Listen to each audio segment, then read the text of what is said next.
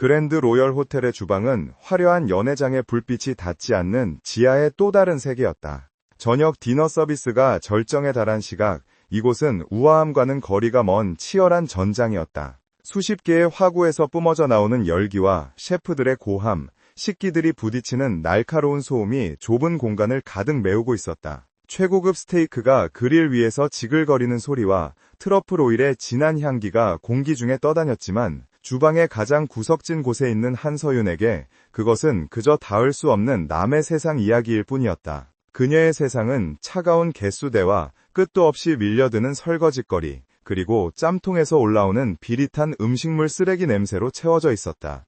한서윤의 손은 붉게 부르트고 거칠어져 있었다. 23살이라는 꽃다운 나이에 어울리지 않는 손이었다. 차가운 물과 독한 세제에 하루 종일 담겨있는 그녀의 손가락 마디마디에는 반창고가 덕지덕지 붙어 있었다. 하지만 그녀는 아픔을 느낄 겨를조차 없었다. 접시 하나라도 늦게 닦아내면 곧장 불호령이 떨어질 것이 뻔했기 때문이다. 그녀는 주방 보조 중에서도 가장 낮은 위치, 소위 막마라고 불리는 자빌 담당이었다. 명문 요리학교를 나오지도 않았고 든든한 배경도 없는 고아 출신의 그녀가 국내 최고의 호텔 주방에 발을 들일 수 있었던 것은 기적에 가까웠지만 그 기적의 대가는 혹독했다. 그녀는 묵묵히 접시를 닦으며 어깨 너머로 셰프들의 움직임을 훔쳐보았다. 언젠가 저 불 앞에 서겠다는 꿈 하나가 그녀를 지탱하는 유일한 힘이었다. 주방의 중심에는 총괄 셰프 박민석이 제왕처럼 군림하고 있었다. 그는 하얀 조리복을 훈장처럼 입고 오만하고 날카로운 눈빛으로 주방 전체를 감시했다. 그의 입에서 나오는 말은 지시라기보다는 폭언에 가까웠다. 박민석은 요리에 대한 완벽주의를 표방했지만 사실 그는 자신의 권력을 과시하는 것을 더 즐기는 사람이었다. 조금이라도 플레이팅이 마음에 들지 않거나 고기의 굽기가 자신의 기준에서 벗어나면 그는 가차없이 접시를 바닥으로 내동댕이 쳤다. 수십만 원을 호가하는 최고급 요리가 순식간에 쓰레기로 변하는 광경을 보며 서윤은 가슴이 아려왔다. 음식에 대한 존중이라고는 찾아볼 수 없는 그의 태도에 분노가 일었지만 그녀는 고개를 숙인 채 수세미질에만 열중해야 했다. 디너 서비스가 끝나갈 무렵 주방의 열기가 조금씩 식어가고 있었다. 셰프들은 하나둘씩 조리복을 벗으며 퇴근 준비를 서둘렀고 긴장감이 감돌던 주방에는 묘한 나른함이 찾아왔다. 그때 주방 뒷문이 열리며 허름한 작업복을 입은 노인 한 명이 들어왔다. 낡은 벙거지 모자를 눌러쓰고 구부정한 허리로 빗자루를 든 그는 호텔의 청소를 담당하는 김씨 할아버지였다. 사람들은 그를 투명인간 취급했다. 아무도 그에게 인사를 건네지 않았고 심지어 그가 바닥을 쓸고 지나가도 비켜주기는커녕 발로 툭툭 치며 무시하기 일쑤였다. 하지만 서윤만은 달랐다. 그녀는 젖은 손을 앞치마에 급히 닦고는 노인을 향해 환하게 웃으며 고개를 숙였다. 안녕하세요, 할아버지. 오늘도 늦게까지 고생 많으시네요. 저기 미끄러우니까 조심하세요. 서윤의 목소리는 지친 기색이 역력했지만 따뜻했다. 노인은 모자챙 아래로 서윤을 잠시 바라보았다. 깊게 패인 주름 속에 감춰진 그의 눈동자는 예리하게 빛나고 있었지만 주방의 누구도 그 눈빛을 눈치채지 못했다. 그는 사실 이 호텔이 속한 한울그룹의 총수 김대중 회장이었다. 그는 최근 호텔 내부에 흉흉한 소문이 돌고 매출이 이상하리만치 정체된 원인을 파악하기 위해, 그리고 무엇보다 잃어버린 손녀에 대한 그리움을 달래기 위해 신분을 숨기고 자신의 사업장을 암행하고 있었다. 20년 전 교통사고로 아들 내외를 잃고 유일한 혈육인 손녀마저 실종된 후 그는 거대한 부와 권력을 가졌지만 마음은 늘 공허한 지옥 속에 살고 있었다. 김 회장은 말없이 고개만 끄덕이고는 다시 바닥을 쓰는 척하며 주방의 상황을 살폈다. 그의 눈에 들어온 것은 참담함 그 자체였다. 최고급 식재료들이 낭비되고 있었고 직원들 간의 위계 질서는 군대보다 더 가혹했다. 특히 총괄 셰프 박민석의 안하무인격인 태도는 김 회장의 눈살을 찌푸리게 했다. 박민석은 남은 최고급 안심 스테이크를 쓰레기통에 처박을 하고 소리치고 있었다. 단지 가니쉬로 올라간 아스파라거스의 굵기가 일정하지 않다는 이유였다. 김 회장은 주먹을 꽉 쥐었다. 음식을 귀하게 여길 줄 모르는 자가 주방의 수장이라니, 이것은 경영의 문제를 떠나 도덕적인 타락이었다. 그는 끓어오르는 화를 억누르며 빗자루를 쥔 손에 힘을 주었다. 모두가 퇴근하고 주방에는 서윤과 박민석, 그리고 청소를 하는 김 회장만이 남았다. 서윤은 마감을 위해 남은 설거지를 정리하고 있었고, 박민석은 자신의 사무실에서 무언가를 챙겨 나오고 있었다. 서윤의 배에서 꼬르륵 소리가 크게 울렸다. 하루 종일 물 한 모금 제대로 마시지 못한 상태였다.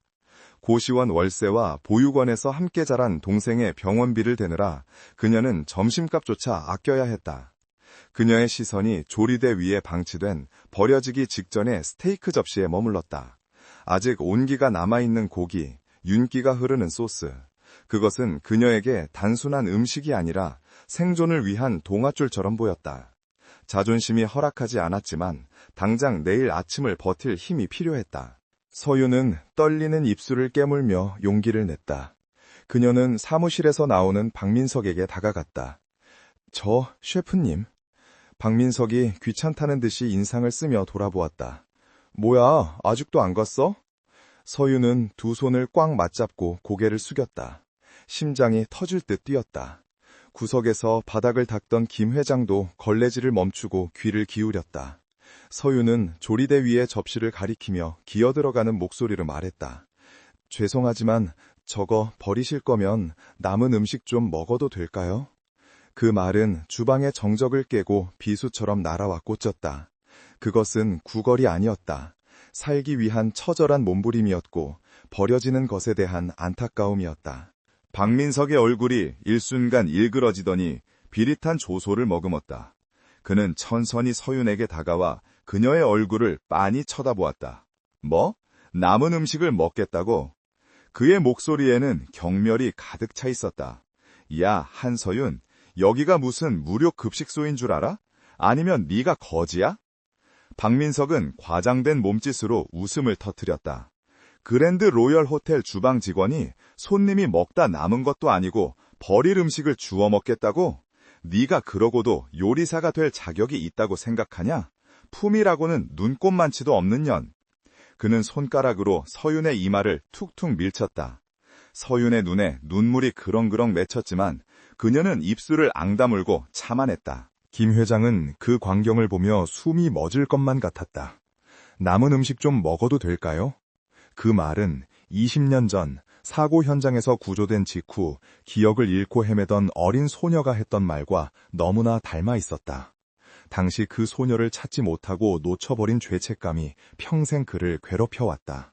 그런데 지금 눈앞에 저 깡마른 아가씨가 똑같은 말을 하고 있었다. 김 회장의 가슴속 깊은 곳에서 뜨거운 무언가가 치밀어 올랐다. 저 아이의 눈빛, 두려움 속에서도 잃지 않는 저 강인한 생명력이 낯설지가 않았다. 그는 당장이라도 달려가 박민석의 뺨을 올려붙이고 싶었지만 아직은 때가 아니었다. 그는 떨리는 손으로 모자를 더 깊게 눌렀으며 흐르는 눈물을 감추었다. 박민석은 서윤의 반응이 재미없다는 듯이 혀를 찼다. 먹고 싶어? 그래, 먹어라, 먹어. 그는 스테이크가 담긴 접시를 집어들더니 바닥에 툭 떨어뜨렸다. 쨍그랑 소리와 함께 접시가 깨지지는 않았지만 고기와 소스가 더러운 주방 바닥에 흩어졌다. 자, 이제 주워 먹어. 네 수준에는 이게 딱이다. 박민석은 낄낄거리며 주방을 빠져나갔다. 그의 발자국 소리가 멀어질 때까지 주방에는 무거운 침묵만이 감돌았다. 서윤은 바닥에 떨어진 음식을 멍하니 바라보았다. 모멸감에 온몸이 떨려왔다. 눈물이 볼을 타고 흘러내려 바닥을 적셨다. 하지만 서윤은 주저앉아 울지 않았다. 그녀는 천천히 무릎을 꿇고 바닥에 떨어진 고기를 휴지로 조심스럽게 집어 올렸다. 그것은 박민석이 말한 것처럼 비굴해서가 아니었다. 음식은 죄가 없었기 때문이다. 농부의 땀과 소의 생명, 그리고 수많은 사람의 노력이 들어간 결과물을 함부로 대하는 무언의 시위였다.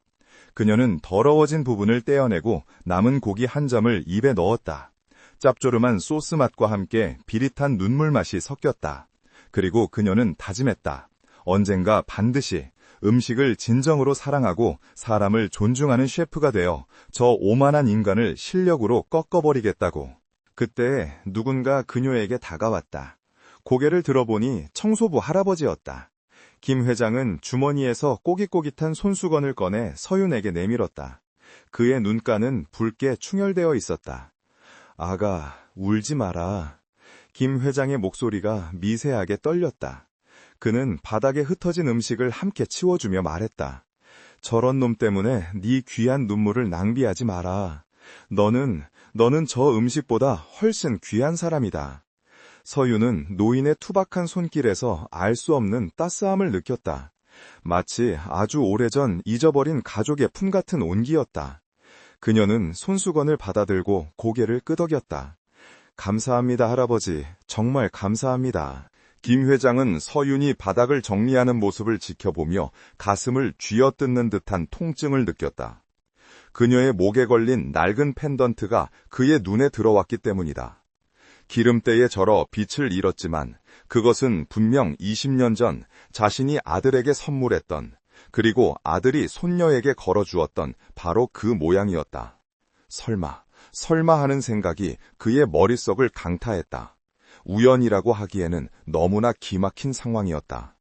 심장이 쿵쿵거리며 귓가에 이명이 들릴 정도였다. 그는 확인해야 했다. 하지만 섣불리 나설 수는 없었다. 만약 사실이라면 저 아이는 지금 위험한 늑대굴 속에 있는 셈이었다. 박민석과 그 뒤를 봐주는 부패한 임원들이 알게 된다면 무슨 짓을 할지 몰랐다. 서윤이 이 일을 마치고 주방을 나갈 때까지 김 회장은 그녀의 뒷모습에서 눈을 떼지 못했다. 작고 야윈 어깨가 삶의 무게를 견디고 있는 것처럼 보였다. 서윤이 사라진 뒤 김 회장은 아무도 없는 주방 한복판에 서서 박민석이 밟고 지나간 자리를 노려보았다. 그의 눈빛이 매섭게 변했다. 더 이상 힘없는 청소부 노인의 눈이 아니었다. 대한민국 재계를 호령하는 냉철한 승부사의 눈빛이 돌아왔다. 감히 내 사람을, 내 핏줄을 능욕해? 그는 나지막이 을조렸다. 그의 목소리는 주방의 차가운 공기보다 더 서늘했다. 김 회장은 주머니에서 최신형 스마트폰을 꺼냈다. 낡은 작업복과는 전혀 어울리지 않는 물건이었다. 그는 단축번호 1번을 눌렀다. 신호가 가기도 전에 상대방이 전화를 받았다. 네, 회장님, 지시를 기다리고 있었습니다. 비서실장의 차분한 목소리가 들려왔다. 김 회장은 바닥에 남은 소스 자국을 구둣발로 비벼지우며 명령했다. 지금 당장 주방보조 한서윤에 대한 모든 것을 조사해 출생부터 자라온 과정, 만나는 사람, 그리고 저 목걸이의 출처까지 하나도 빠짐없이 은밀하게. 그는 잠시 말을 멈추었다가 덧붙였다. 그리고 내일 아침 내 집무실로 박민석 셰프의 인사 기록 카드와 비리 장부를 가져와라. 전화를 끊은 김 회장은 텅 빈 주방을 다시 한번 둘러보았다. 조금 전 서윤이 흘렸던 눈물이 아직 바닥에 얼룩져 있는 것만 같았다. 그는 맹세했다. 이 썩어빠진 주방을, 그리고 손녀를 짓밟은 자들을 모조리 쓸어버리겠다고. 그것이 설령 자신의 호텔을 뒤집어 엎는 일이 될지라도 상관없었다. 남은 음식 좀 먹어도 될까요? 그 슬픈 질문에 대한 대답을 그는 이제부터 자신이 보여줄 행동으로 대신할 것이었다. 주방의 불이 하나둘씩 꺼지고 어둠이 찾아왔지만 김 회장의 눈 속에서 카오르는 복수와 사랑의 불꽃은 더욱 거세게 피어오르고 있었다. 그날 밤의 사건 이후 한서윤의 일상은 겉보기엔 아무런 변화가 없는 듯 흘러갔다. 여전히 그녀는 주방의 가장 낮은 곳에서 산더미처럼 쌓인 접시를 닦았고 음식물 쓰레기를 비웠고 셰프들의 날선 고함과 욕설을 견뎌내야 했다. 하지만 변화는 그녀의 내면에서, 그리고 그녀를 지켜보는 그림자 속에서 조용히 그러나 확실하게 일어나고 있었다. 박민석 셰프는 그날 이후 서윤을 더욱 교묘하게 괴롭혔다. 마치 자신의 비열한 본성을 들킨 것에 대한 분풀이라도 하듯 그는 서윤에게 말도 안 되는 트집을 잡거나 휴식 시간을 빼앗았다. 그러나 서윤은 묵묵히 버텼다. 그날 바닥에 떨어진 음식을 주워 먹으며 다짐했던 오기와 꿈이 그녀를 지탱하고 있었기 때문이다. 그랜드 로열 호텔은 다가오는 봄 시즌을 맞아 VIP들을 위한 새로운 시그니처 메뉴 개발에 총력을 기울이고 있었다. 박민석에게는 절호의 기회이자 위기였다. 최근 호텔의 식음료 부문 매출이 하락세에 있었고 경영진의 압박이 거세지고 있었기 때문이다. 그는 며칠째 밤을 새우며 새로운 스테이크 소스 개발에 매달렸지만 결과는 신통치 않았다. 아니야, 이게 아니라고. 맛이 너무 평범해. 박민석은 자신이 만든 소스를 맛보더니 싱크대에 거칠게 쏟아버렸다. 고가의 와인과 트러플이 하수구로 허무하게 사라졌다. 그의 미간에는 깊은 주름이 패였고 주방 보조들은 그의 눈치를 보며 숨소리조차 내지 못했다. 새벽 2시, 모두가 지쳐 퇴근한 텅 빈 주방. 서유는 마감 청소를 위해 홀로 남았다. 텅 빈 조리대 위에는 박민석이 실패작이라며 버려두고 간 소스 냄비들이 덩그러니 놓여 있었다. 서유는 청소를 하던 걸레를 내려놓고 조심스럽게 냄비 뚜껑을 열었다. 진한 육향과 와인 향이 올라왔지만 어딘가 밸런스가 무너진 향이었다. 그녀는 본능적으로 코를 킁킁거렸다. 그녀에게는 남다른 재능이 있었다. 한번 맛본 맛은 절대 잊지 않고 냄새만으로도 음식에 무엇이 부족한지 정확히 파악해내는 절대 미각이었다. 보육원 시절 원장 수녀님이 하나님이 지어주신 선물이라고 칭찬했던 그 능력이었다. 산미가 부족해. 그리고 끝맛이 너무 무거워. 서유는 혼잣말을 중얼거렸다. 그녀의 머릿속에서 수만 가지 식재료의 조합이 빠르게 스쳐 지나갔다. 그녀는 주위를 두리번거리며 아무도 없음을 확인했다.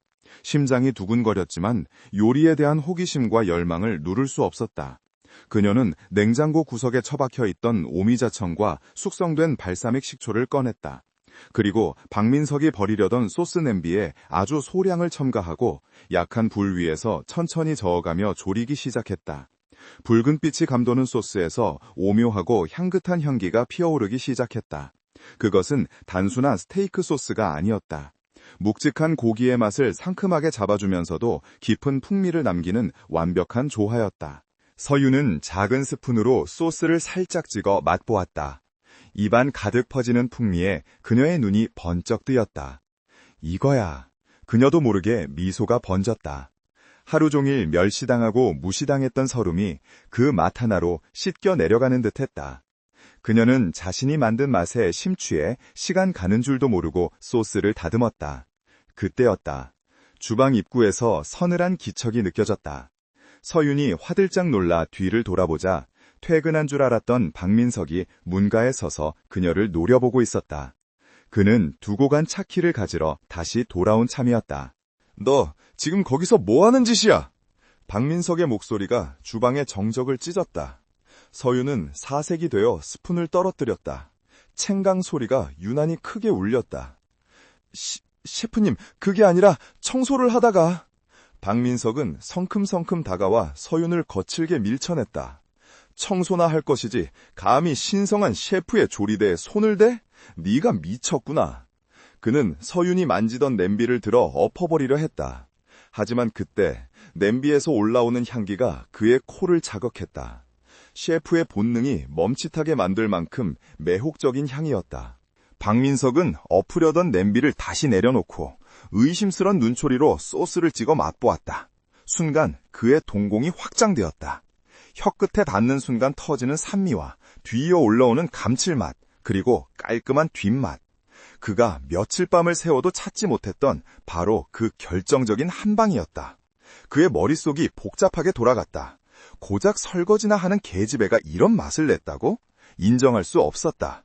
하지만 이 소스라면 다가오는 품평회에서 확실한 승리를 거머쥘 수 있었다. 그의 표정이 순식간에 탐욕으로 일그러졌다. 네가 넣은 게 뭐야? 박민석이 낮게 으르렁거렸다. 서유는 공포에 질려 떨면서도 대답했다. 오미자총일은 발사믹을 조금. 박민석은 헛웃음을 터뜨렸다. 건방진년, 감히 내 소스에 장난질을 쳐? 그는 갑자기 표정을 바꾸어 소름 끼치게 차분한 목소리로 말했다. 한서윤, 잘 들어. 이 소스는 내가 만든 거야. 처음부터 끝까지. 서윤은 놀란 눈으로 그를 올려다보았다. 네? 하지만 방금 제가... 닥쳐! 박민석이 고함을 질렀다.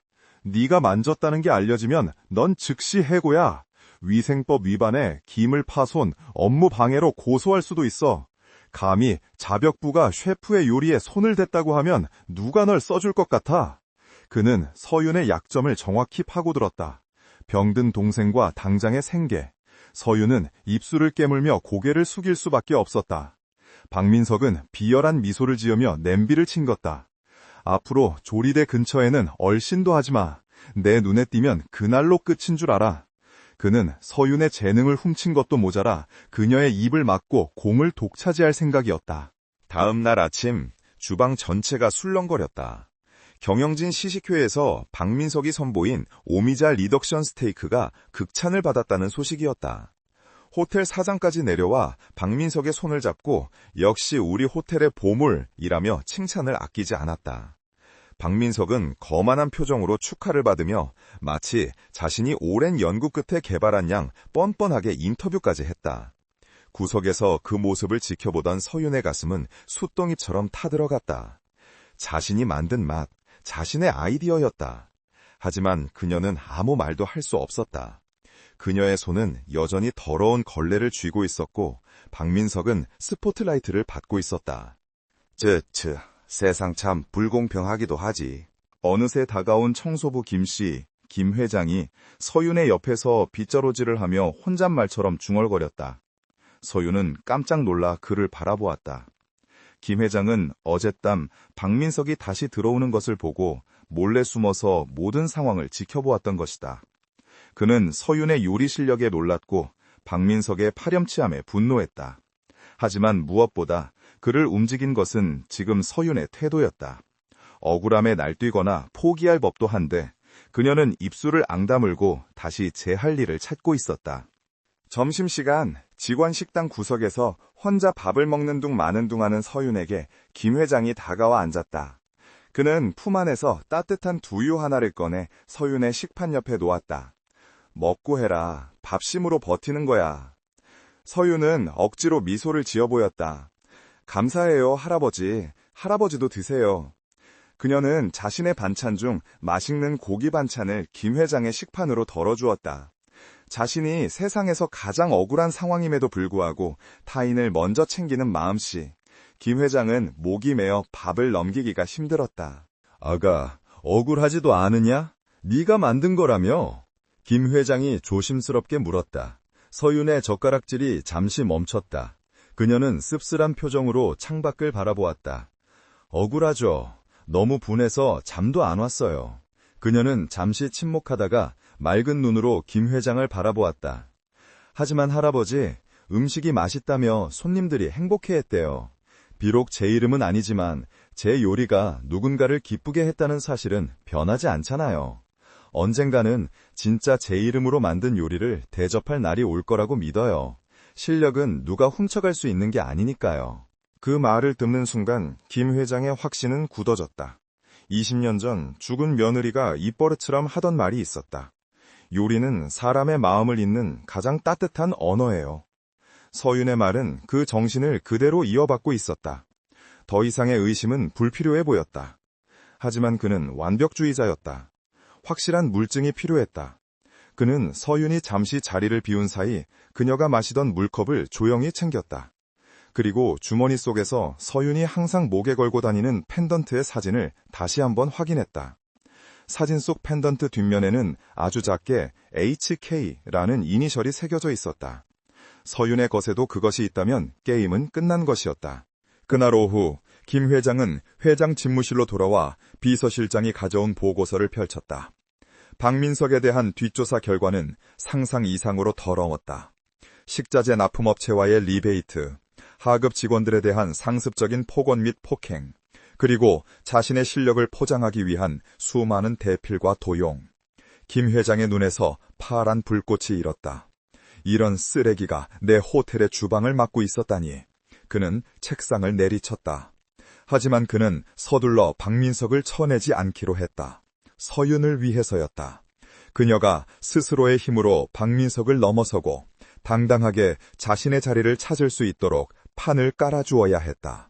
그것이 진정한 복수이자 잃어버린 손녀에 대한 최고의 보상이었다. 한편 박민석은 승리에 도취해 있었다. 그는 경영진의 신임을 다시 얻었고 이제 서윤 따위는 안중에도 없었다. 하지만 그는 몰랐다. 자신이 훔친 그 소스가 서윤의 천재적인 감각 없이는 절대 완벽하게 재현될 수 없다는 것을. 그리고 어둠 속에서 자신을 지켜보는 청소부 노인이 이 호텔의 주인이자 서윤의 가장 강력한 후원자라는 사실을. 그날 저녁 호텔 주방에는 묘한 긴장감이 감돌았다. 일주일 뒤 열릴 그랜드 로열 요리 경연대회 공고가 붙었기 때문이다. 우승자에게는 정식 셰프 승격과 함께 해외 연수의 기회가 주어지는 모든 주방보조들의 꿈의 무대였다. 박민석은 코웃음을 쳤다. 감히 내 밑에 있는 놈들이 어딜 넘봐? 하지만 서윤은 그 공고를 뚫어지게 바라보고 있었다. 그녀의 가슴 속에서 뜨거운 불덩이가 꿈틀거렸다. 더 이상 숨지 않겠다. 도둑 맞은 내 요리를, 내 이름을 되찾겠다. 서윤의 눈빛은 그 어느 때보다 강렬하게 빛나고 있었다. 그리고 멀리서 그 모습을 지켜보던 김 회장은 입가에 흐뭇한 미소를 띠며 전화기를 들었다. 유전자 검사센터지? 지금 바로 퀵으로 물건 하나 보낼 테니 최우선으로 분석해 내일 아침까지 결과 보고하도록. 전화를 끄는 김 회장은 창밖으로 보이는 호텔의 야경을 내려다보았다. 화려한 불빛 아래 감춰진 진실이 곧 드러날 시간이었다. 그의 낡은 청소부 작업복 주머니에는 서윤이 건네준 두유가 아직 따뜻하게 남아있었다. 20년 만에 처음으로 그의 차가운 가슴에도 봄이 오고 있었다. 회장실의 공기는 무겁게 가라앉아 있었다. 창밖으로 보이는 서울의 스카이라인은 화려하게 빛나고 있었지만 김대중 회장의 눈에는 아무것도 들어오지 않았다. 그의 앞에는 밀봉된 서류 봉투 하나가 놓여 있었다. 비서실장이 숨을 죽인 채 곁에 서 있었고 벽에 걸린 앤티크 시계의 초침소리만이 정적을 깨고 있었다.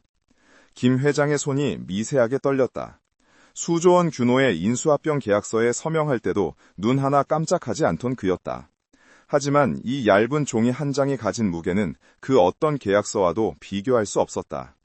그는 마른 침을 삼키고 봉투를 뜯었다. 유전자 일치 확률 99.9999%. 종이 위에 찍힌 붉은 숫자를 확인하는 순간 김 회장의 시야가 뿌옇게 흐려졌다. 심장이 쿵 하고 내려앉는 듯한 충격과 함께 가슴 깊은 곳에서 뜨거운 것이 치밀어 올랐다. 지수야, 내 손녀 지수가 살아있었어. 그의 입에서 억눌린 신음이 터져나왔다. 20년 전 끔찍한 교통사고로 아들 내외를 잃고 피덩이 같은 손녀마저 실종된 후 그의 삶은 색채를 잃은 흑백 영화와 같았다. 죽은 줄만 알았던 핏줄이 그것도 자신이 운영하는 호텔의 가장 낮은 곳에서 온갖 서름을 견디며 살아가고 있었다니. 기쁨보다는 미안함과 죄책감이 그를 덮쳤다. 당장이라도 주방으로 달려가 그 작고 야윈 아이를 끌어안고 싶었다. 할아버지가 늦어서 미안하다고 목 놓아 울고 싶었다. 하지만 김 회장은 의자를 박차고 일어나려다 다시 주저앉았다. 섣부른 행동은 오히려 독이 될 수 있었다. 한서윤은 지금 아무런 힘도 배경도 없는 말단 직원이었다. 갑자기 회장의 손녀임이 밝혀진다면 그룹 내에서 호시탐탐 경영권을 노리는 세력들이 그녀를 가만두지 않을 것이 뻔했다. 게다가 박민석 같은 자들이 그녀에게 해코지할 수도 있었다. 무엇보다 서윤 스스로가 이 거대한 운명의 변화를 받아들일 준비가 되어 있는지 확신할 수 없었다. 그는 눈물을 닦으며 주먹을 꽉 쥐었다. 김 실장, 이 사실은 자네와 나 단둘만 아는 거야. 새어나가는 순간 자네 목이 날아갈 줄 알아. 비서실장이 깊이 고개를 숙였다. 명심하겠습니다, 회장님. 김 회장은 사진 속 서윤의 얼굴을 어루만졌다. 조금만 더 고생하거라.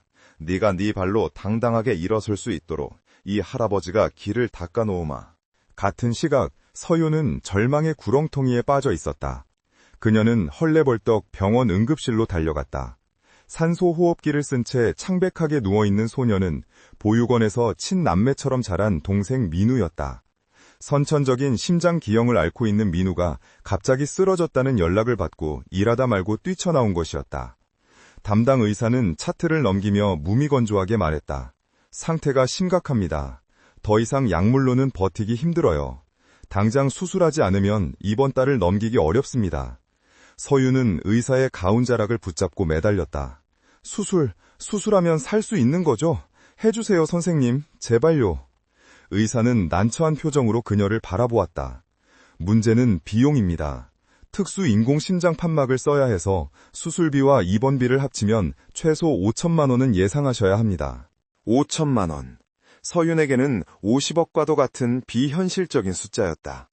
월급을 한 푼도 쓰지 않고 모아도 3년이 넘게 걸리는 돈이었다. 서윤은 다리에 힘이 풀려 바닥에 주저앉았다. 민우는 그녀에게 남은 유일한 가족이자 삶의 이유였다. 어떻게든 살려야 했다. 그녀는 병원을 나와 은행으로, 대부업체로 미친 듯이 뛰어다녔다. 하지만 고아의 비정규직, 낮은 신용등급을 가진 그녀에게 돈을 빌려줄 곳은 대한민국 어디에도 없었다. 차가운 현실의 벽 앞에서 그녀는 철저하게 무력했다. 마지막 희망은 호텔이었다. 그녀는 인사팀을 찾아가 가부를 사정했지만 규정상 불가능하다는 차가운 거절만 돌아왔다. 터덜터덜 주방으로 돌아온 서윤을 기다리고 있는 것은 박민석 셰프였다. 그는 이미 모든 상황을 파악하고 있었다. 박민석은 팔짱을 낀 채 뱀처럼 교활한 눈빛으로 서윤을 훑어보았다. 동생이 많이 아프다며? 수술비가 꽤 필요하다지. 서윤은 놀란 눈으로 그를 쳐다보았다. 박민석은 책상 위에 서류 봉투 하나를 툭 던졌다. 5천만 원이다. 당장 수술을 시키고도 남을 돈이지. 서윤의 눈이 흔들렸다. 그녀는 떨리는 손으로 봉투를 집으려 했지만 박민석이 그녀의 손목을 낚아챘다. 세상에 공짜는 없어, 한서윤. 이 돈을 주는 대신 조건이 있다. 서윤은 침을 꿀꺽 삼켰다. 무슨 조건인가요? 박민석은 비릿하게 웃으며 몸을 앞으로 숙였다. 이번 요리 경연 대회 내가 우승해야 해. 하지만 요즘 내 컨디션이 영 말이 아니란 말이지. 네가 내 그림자가 되어라. 그림자라뇨? 대회 예선부터 본선까지 모든 레시피와 조리 과정을 네가 설계해. 나는 네가 만든 걸 그대로 따라해서 내 이름으로 내놓을 거다. 물론 대회 당일에는 네가 내 보조로 들어와서 결정적인 맛을 내는 작업은 네가 몰래 처리해야겠지. 사람들이 눈치채지 못하게 말이야. 그것은 요리사로서의 자존심을 파는 행위였다. 자신의 재능을 송두리째 헌납하고 평생 박민석의 꼭두각시로 살아가야 할지도 모르는 위험한 거래였다. 무엇보다 부정행위였다. 들키면 업계에서 영구 퇴출당할 수도 있었다. 서윤은 입술을 깨물었다. 그건 사기잖아요. 저는 못합니다. 박민석은 코웃음을 치며 봉투를 다시 가져갔다. 그래? 뭐 할 수 없지. 그럼 네 동생 장례식이나 준비하러 가. 육개장은 내가 특별히 끓여줄게. 동생의 죽음을 조롱하는 그의 말에 서윤의 이성이 끊어질 듯했다. 하지만 당장 민우의 창백한 얼굴이 떠올랐다. 자존심, 정직, 그런 것들이 죽어가는 동생보다 중요할까? 그녀의 눈에서 뜨거운 눈물이 뚝뚝 떨어졌다. 그녀는 바닥을 내려다보며 주먹을 꽉 쥐었다. 손톱이 살을 파고들어 피가 배어나왔다. 하겠습니다. 아주 작은 목소리였다. 박민석이 만족스러운 듯 낄낄거렸다. 뭐라고? 안 들리는데? 서윤은 고개를 들고 그를 노려보았다. 눈물 젖은 눈동자에 도끼가 서려 있었다. 한다고 했습니다. 제가 셰프님의 그림자가 되겠습니다. 그날 밤 서윤은 텅 빈 주방 구석에 쪼그려 앉아 있었다. 박민석에게 받은 돈은 이미 병원으로 송금한 뒤였다. 민우의 수술 일정이 잡혔다는 소식을 들었지만 기쁘지 않았다. 영혼을 팔아넘긴 대가로 얻은 생명이라는 생각에 가슴이 답답했다. 그녀는 무릎에 얼굴을 묻고 소리 죽여 울었다. 요리가 좋아서, 사람들에게 행복을 주는 맛이 좋아서 시작한 일이었다. 그런데 이제 그녀의 요리는 추악한 거짓말의 도구가 되어버렸다. 쯧쯧, 젊은 사람이 왜 청승맞게 울고 있나? 익숙한 목소리에 서윤이 고개를 들었다. 언제나처럼 낡은 벙거지를 쓴 청소부 할아버지가 서 있었다. 김 회장은 대걸레를 든 채 걱정스러운 눈빛으로 그녀를 내려다보고 있었다. 그는 사실 서윤이 인사팀에서 거절당하고 나오는 모습부터 박민석의 사무실로 들어가는 모습까지 멀리서 모두 지켜보고 있었다. 무슨 대화가 오갔는지는 듣지 못했지만 그녀의 표정과 박민석의 사악한 미소만으로도 충분히 짐작할 수 있었다. 저 악당이 또다시 이 아이를 벼랑 끝으로 몰아넣었구나. 김 회장의 마음이 찢어질 듯 아팠다. 당장이라도 5천만 원이 아니라 500억이라도 줄 수 있었지만 지금은 참아야 했다. 서유는 황급히 눈물을 닦으며 일어났다. 아, 할아버지 오셨어요? 별일 아니에요. 그냥 좀 힘들어서. 김 회장은 주머니에서 사탕 하나를 꺼내 그녀에게 건넸다. 인생이 써도 이건 달다. 먹어라. 서유는 사탕을 받아들고 억지 미소를 지었다. 김 회장은 짐짓 딴청을 피우며 바닥을 닦다가 툭 한마디를 던졌다. 아가, 너무 급하게 가려다 보면 체하는 법이다. 그리고 어둠은 결코 빛을 이길 수 없어. 지금은 네가 그림자 속에 숨어 있는 것 같아도 해가 뜨면 그림자는 사라지고 네 모습이 드러나게 되어 있다. 서유는 그 말에 흠칫 놀랐다.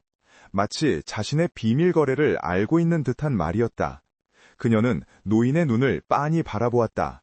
깊고 고요한 눈동자가 그녀를 안심시키듯 바라보고 있었다. 김 회장은 그녀에게 다가가 어깨를 툭툭 쳐주었다. 그때 서윤의 목 밖으로 삐져나온 펜던트가 조명에 반짝였다. 김 회장의 시선이 그곳에 머물렀다. 20년 전 자신이 직접 디자인을 의뢰해 세공했던 세상에 단 하나뿐인 목걸이. 뒷면에 새겨진 HK라는 이니셜이 선명하게 보였다. 유전자 검색 결과가 없어도 이것만으로 충분했다. 내 핏줄이 맞구나. 이 지옥 같은 곳에서도 저 목걸이를 부적처럼 간직하고 있었구나. 김 회장은 울컥하는 감정을 삼키며 말했다. 그 목걸이 참 예쁘구나. 너를 지켜주는 수호신 같아. 서유는 목걸이를 만지작거렸다. 네, 부모님이 남겨주신 유일한 물건이래요. 힘들 때마다 이걸 잡으면 힘이 나요. 김 회장은 고개를 끄덕였다. 그래, 잊지 마라. 너는 혼자가 아니다. 누군가 너를 아주 간절히 찾고 있었을지도 모르고 지금도 너를 지켜보고 있을지 모른다. 그는 더 이상 말을 잇지 못하고 서둘러 몸을 돌렸다. 눈물이 쏟아질 것 같았기 때문이다. 그는 복도로 나와 떨리는 손으로 벽을 짚었다. 조금만 참자. 내 손으로 저 아이를 단상 위에 올려놓을 것이다. 박민석, 네 놈이 파놓은 함정이 네 무덤이 될 것이다. 김 회장의 눈빛이 매섭게 변했다. 그는 주머니에서 휴대폰을 꺼내 어딘가로 문짝을 보냈다. 대회 심사위원 명단 전면 재검토해. 그리고 외부 특별심사위원을 초빙하도록.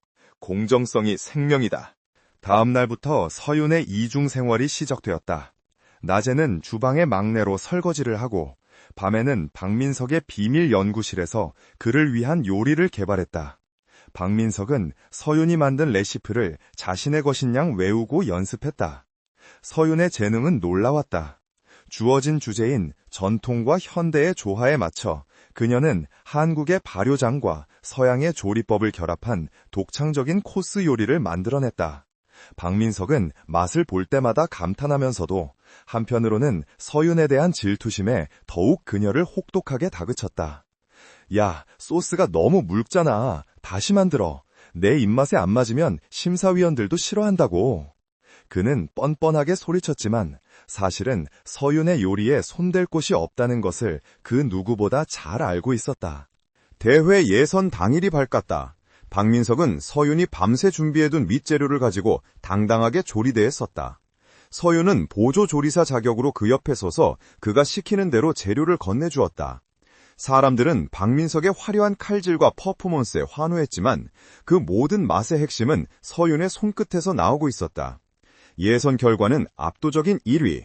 심사위원들은 박민석 셰프의 요리 인생에 정점을 찍을 역작이라며 극찬했다.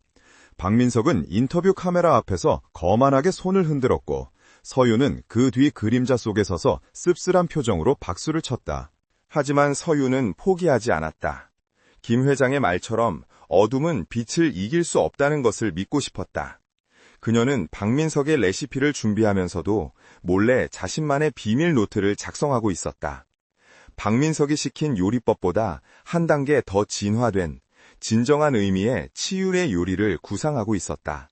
언젠가 기회가 온다면 반드시 이 요리를 내 손으로 세상에 내놓으리라. 한편 김 회장은 예선전 영상을 모니터로 지켜보며 차가운 미소를 지었다. 화면 속 박민석의 요리는 화려했지만 그 안에는 서윤의 영혼이 깃들어 있었다. 즐길 수 있을 때 즐겨라, 박민석. 높이 올라갈수록 떨어질 때 더 아픈 법이니까. 그는 책상 서랍을 열어 서윤의 인사 기록 카드를 꺼냈다. 그리고 그 위에 붉은 펜으로 무언가를 적었다. 그것은 다가올 결선 무대에서 판을 뒤집을 결정적인 한 수였다. 폭풍전의 고요함 속에서 운명의 수레바퀴는 서서히 하지만 거침없이 클라이맥스를 향해 굴러가고 있었다. 결전의 날이 다가오고 있었다. 그랜드 로열 요리 경연대회의 결승전 주제는 영혼을 울리는 한 그릇이었다. 호텔 로비에는 거대한 현수막이 내걸렸고 방송국 카메라들이 리허설을 위해 분주하게 움직였다. 호텔 전체가 축제 분위기로 들썩였지만 한서윤의 마음은 시커멓게 타들어가고 있었다. 박민석은 서윤이 밤새워 개발한 레시피를 손에 쥐고는 마치 자신의 창작물인 양 의기양양하게 리허설을 지휘했다. 서윤은 그 뒤편 어둠 속에 서서 자신이 만든 요리가 다른 사람의 이름으로 포장되는 과정을 지켜봐야만 했다. 그것은 마치 자신의 아이를 빼앗기는 듯한 고통이었다. 새벽 3시, 모두가 떠난 적막한 주방. 서윤은 홀로 남아 마지막 점검을 하고 있었다. 박민석은 내일 결승전에서 사용할 육수를 완벽하게 준비해 놓으라고 지시하고 퇴근했다. 소단에서 보글보글 끓어오르는 육수의 향기는 깊고 진했다. 서윤은 국자를 들어 맛을 보았다. 완벽했다. 하지만 그녀의 눈에서는 눈물이 뚝뚝 떨어져 솥뚜껑 위로 흘러내렸다. 이건 가짜야. 그녀는 나지막이 읊조렸다. 동생을 살리기 위해 영혼을 팔았지만 요리사로서의 양심은 그녀를 끊임없이 괴롭혔다. 이대로 박민석이 우승하게 둔다면 그녀는 평생 그 죄책감에서 벗어나지 못할 것이 뻔했다. 그때 주방 한 구석에서 빗자루질 소리가 들려왔다. 김 회장이었다. 그는 짐짓 모른 척 바닥을 쓸며 서윤에게 다가왔다. 아가, 냄새가 기가 막히구나. 천상에서나 맛볼 수 있는 향기야. 그런데 요리사 표정이 왜 그리 지옥에 있는 사람 같으냐? 김 회장의 말에 서윤은 황급히 눈물을 훔쳤다. 아니에요, 할아버지. 그냥 연기가 매워서요. 김 회장은 빗자루를 내려놓고 서윤의 옆으로 와 솥을 들여다보았다. 음식은 거짓말을 하지 않는다. 만든 사람의 마음이 지옥이면 아무리 좋은 재료를 써도 그 음식은 독이 되는 법이지. 서윤은 흠칫 놀라 김 회장을 바라보았다. 노인의 눈빛은 깊은 우물처럼 고요했지만 그 안에는 모든 것을 꿰뚫어 보는 듯한 예리함이 있었다. 김 회장은 주머니에서 낡은 수첩 하나를 꺼내 서윤에게 건넸다. 이건 내가 절벗을 때 쓴 거다. 별거 아니지만 네가 길을 잃었을 때 도움이 될지도 모르지. 서윤이 떨리는 손으로 수첩을 받아 펼쳐보았다. 그곳에는 투박한 글씨체로 요리는 기술이 아니라 마음이다. 정직하지 못한 요리는 결국 만든 일을 베는 칼이 된다라는 문구가 적혀 있었다. 그것은 김 회장이 40년 전 처음 식당을 개업할 때 썼던 일기였다. 할아버지, 저는 어떻게 해야 할까요? 되돌리기엔 너무 멀리 와버렸어요. 서윤이 흐느끼며 물었다. 김 회장은 그녀의 어깨를 단단히 잡았다. 두려워 마라. 그림자는 빛이 비치면 사라지는 법이다. 네가 진짜라면 숨지 말고 당당하게 빛 속으로 걸어 나가라. 네가 만든 요리는 네가 지켜야지 누가 지켜주겠느냐. 그 말은 서윤의 가슴 속에 꺼져가던 불씨를 다시 지폈다. 그래, 언제까지 숨어서 울고만 있을 것인가.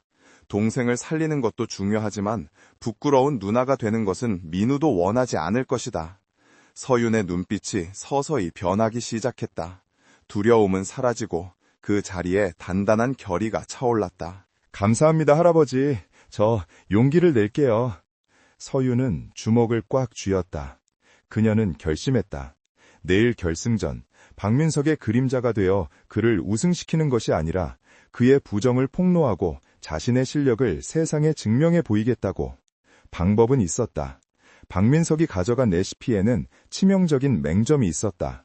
불 조절의 타이밍이 1초만 어긋나도 맛의 밸런스가 완전히 무너지는 오직 서윤의 감각으로만 완성할 수 있는 미세한 공정이었다.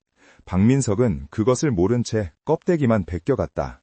서윤은 내일 현장에서 박민석의 지시를 따르는 척하다가 결정적인 순간에 손을 뗄 생각이었다. 그렇게 되면 박민석의 요리는 실패작이 될 것이고 그 혼란을 틈타 자신이 완성한 진짜 요리를 선보일 계획이었다. 다음 날 아침, 결전의 날이 밝았다. 주방은 전쟁터를 방불케 하는 긴장감에 휩싸였다. 박민석은 신경이 곤두서 있었다. 그는 아침 일찍부터 서윤을 불러내 재료 손질을 시키며 온갖 짜증을 부렸다. 야, 한서윤, 똑바로 해. 오늘 실수하면 네 동생 수술비는커녕 네 목숨도 부지하기 힘들 줄 알아. 그의 협박에도 서윤은 동요하지 않았다. 그녀는 차분하게 재료를 다듬으며 속으로 타이밍을 재고 있었다. 기다려, 박민석. 네가 올라간 그 높은 곳이 얼마나 위태로운지 곧 알게 될 거야. 하지만 박민석은 교활했다. 그는 서윤의 태도가 어제와 달라졌음을 본능적으로 감지했다. 항상 주눅 들어있던 눈빛이 아니었다. 무언가 확신에 찬 도전을 품은 눈빛이었다. 박민석의 머릿속에 경고등이 켜졌다. 이 계집애가 혹시 딴 마음을 먹고 있나? 그는 불안했다. 자신의 요리 실력이 서윤보다 못하다는 것을 스스로 가장 잘 알고 있었기 때문이다. 만약 생방송 도중 서윤이 돌발 행동을 하거나 고의로 요리를 망친다면 자신의 명성은 하루아침에 바닥으로 추락할 것이었다. 그는 손톱을 물어뜯으며 생각했다. 위험 요소를 제거해야 해. 레시피는 이미 다 확보했어. 육수도 준비됐고 굳이 인연을 데리고 들어갈 필요가 있나? 박민석의 눈이 번들거렸다. 그는 주머니에서 핸드폰을 꺼내 어딘가로 메시지를 보냈다. 그리고는 입가에 비열한 미소를 띠며 서윤에게 다가갔다. 한서윤, 잠깐 창고에 가서 트러플 오일 여분 좀 가져와. 최고급으로. 서윤은 아무런 의심 없이 고개를 끄덕이고 자리를 떴다. 그녀가 사라지자마자 박민석은 주위를 살피더니 자신의 개인 금고에서 무언가를 꺼내 서윤의 개인 라커룸 쪽으로 향했다. 잠시 후 서윤이 오일을 가지고 돌아왔을 때 주방 분위기는 묘하게 달라져 있었다. 보안팀 직원들이 들이닥쳐 있었고 박민석은 팔짱을 낀 채 심각한 표정으로 서윤을 노려보고 있었다. 무슨 일이세요? 서윤이 묻자 보안팀장이 다가와 그녀의 앞을 막아섰다. 한서윤 씨, 사내 절도 혐의로 신고가 들어왔습니다. 잠시 소지품 검사가 있겠습니다. 네? 절도라뇨? 무슨 말씀이세요? 서윤은 당황하여 되물었다. 호텔 식자재 관리실에서 최고급 자연산 송이버섯 한 박스가 사라졌습니다. 박 셰프님께서 당신을 목격했다는 제보가 있어서요. 보안팀장은 서윤의 대답도 듣지 않고 그녀의 라커를 강제로 열었다. 서윤의 낡은 가방이 바닥으로 쏟아졌다. 그리고 그 안에서 신문지에 쌓인 송이버섯 박스가 툭 튀어나왔다. 주방에 있던 모든 사람의 시선이 서윤에게 꽂혔다. 경멸, 조롱, 실망이 뒤섞인 시선들이었다. 와, 진짜 도둑년이었어? 어쩐지 쥐새끼처럼 다니더니 결국 사고를 쳤네. 수근거리는 소리가 서윤의 귀를 찔렀다. 서윤은 멍하니 바닥에 떨어진 버섯을 바라보았다. 그것은 자신이 가져온 게 아니었다. 만져본 적도 없는 물건이었다. 그녀의 시선이 천천히 박민석에게로 향했다. 박민석은 짐짓 안타까운 표정을 지으며 혀를 찼다. 한서윤, 내가 그렇게 챙겨줬는데 은혜를 원수로 갚다니. 동생 병원비가 급한 건 알겠는데 그렇다고 호텔 물건에 손을 대. 요리사로서 자격 미달이야. 그의 연기는 완벽했다. 서윤은 그제야 깨달았다. 자신이 이용당하고 버려졌다는 것을. 박민석은 처음부터 그녀를 결승 무대에 세울 생각이 없었다. 레시피만 빼내고 혹시 모를 배신을 막기 위해 그녀를 사회적으로 매장시켜버린 것이다. 분노가 머리끝까지 치솟았다. 아니에요. 전 훔치지 않았어요. 이건 함정이에요. 서윤이 소리쳤다. 제 라커는 잠겨 있었어요. 마스터키를 가진 사람은 박 셰프님 뿐이잖아요. 셰프님이 넣으신 거잖아요. 그녀는 박민석을 향해 달려들려 했지만 보안 요원들이 그녀의 양팔을 거칠게 제압했다. 박민석은 코웃음을 쳤다. 증거가 이렇게 뻔히 나왔는데 끝까지 발뺌을 해? 내가 미쳤다고 내 직원 라커에 버섯을 넣겠니? 끌어내. 당장 경찰에 넘겨. 이건 놔! 이건 놓으라고! 박민석, 네가 그러고도 셰프야? 네가 훔친 건 내 요리잖아. 내 레시피 내놔! 서유는 절규했다. 하지만 그녀의 목소리는 보안 요원들의 완력에 묻혔다. 그녀는 짐승처럼 질질 끌려나갔다. 바닥에 내 동댕이 쳐지는 순간 그녀의 목에서 펜던트가 끊어져 툭 떨어졌다. 맑은 소리를 내며 굴러가는 펜던트를 보며 서유는 손을 뻗었지만 닿지 않았다. 박민석은 바닥에 떨어진 펜던트를 구둣발로 밟아 뭉개버렸다. 더러운 것들 싹 다 치워버려. 결승전 준비에 방해되니까. 그는 주방 직원들에게 소리쳤다. 직원들은 겁에 질려 서둘러 바닥을 청소했다. 서유는 보안실로 끌려가면서도 박민석을 노려보는 것을 멈추지 않았다. 눈물이 말라버린 그녀의 눈은 복수심으로 이글거렸다. 하지만 현실은 차가웠다. 그녀는 이제 범죄자 취급을 받으며 쫓겨날 처지였다. 동생의 수술비는커녕 당장 감옥에 갈 수도 있었다. 이 모든 소란을 먼 발치에서 지켜보는 사람이 있었다. 청소부 김씨, 아니 김 회장이었다. 그는 기둥 뒤에 숨어 주먹을 부들부들 떨고 있었다. 당장이라도 뛰쳐나가 박민석의 멱살을 잡고 네 놈이 감히 내 손녀에게 무슨 짓이냐? 라고 호통치고 싶었다. 하지만 비서실장이 다급하게 그의 팔을 잡았다. 회장님, 참으셔야 합니다. 지금 나가시면 모든 계획이 물거품이 됩니다. 박민석을 완벽하게 무너뜨리려면 그가 가장 높은 곳에 올라갔을 때 떨어뜨려야 합니다. 김 회장은 붉게 충혈된 눈으로 서윤이 끌려간 복도를 바라보았다. 가슴이 찢어지는 것 같았다. 하지만 비서실장의 말이 옳았다. 지금 어설프게 나서면 박민석은 회장의 치매라거나 권력 남용이라며 여론을 조작할 수도 있었다. 더 확실하고 더 처절한 응징이 필요했다. 김 회장은 거친 숨을 몰아쉬며 진정하려 애썼다. 그리고 차갑게 가라앉은 목소리로 명령했다. 보안실장에게 연락해.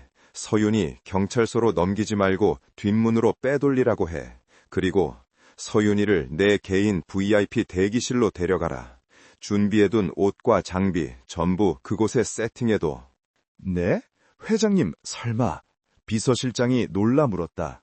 김 회장은 깨진 펜던트 조각을 조심스럽게 주워들었다. 박민석이 판 함정이 오히려 녀석의 무덤이 될 거다. 오늘 결승전에는 예상치 못한 와일드 카드가 등장할 테니까. 그의 눈빛이 번뜩였다. 한서윤은 도둑으로 쫓겨나는 게 아니다. 그랜드 로열 호텔의 진정한 주인으로서 당당하게 그 무대에 설 것이다. 보안실에 구금된 서윤은 절망 속에 고개를 떨구고 있었다. 차가운 철제 의자가 그녀의 몸을 더욱 시리게 했다. 이제 다 끝났어. 모든 희망이 사라진 것 같았다. 그때 철문이 열리며 낯선 정장 차림의 남자가 들어왔다. 보안팀장이 아닌 김 회장의 최측근 수행원이었다. 그는 정중하게 고개를 숙였다. 한서윤 씨, 일어나시죠. 가실 곳이 있습니다. 경찰서로 가는 건가요? 서윤이 힘없는 목소리로 물었다.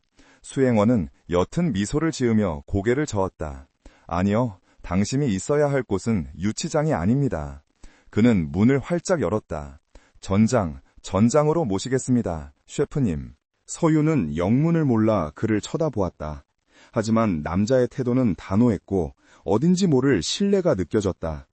그녀는 비틀거리며 일어났다. 어차피 더 이상 잃을 것도 없었다. 그녀가 복도로 나왔을 때 저 멀리 복도 끝에서 청소부 할아버지가 빗자루를 든 채 서 있는 것이 보였다. 그는 서윤과 눈이 마주치자 아무 말 없이 주먹을 불끈 쥐어 보였다. 싸워라, 그리고 이겨라. 그 무언의 응원이 서윤의 심장에 박혔다. 서윤은 눈물을 닦고 고개를 들었다. 그녀의 눈빛이 다시 살아나기 시작했다. 네, 가죠. 어디든.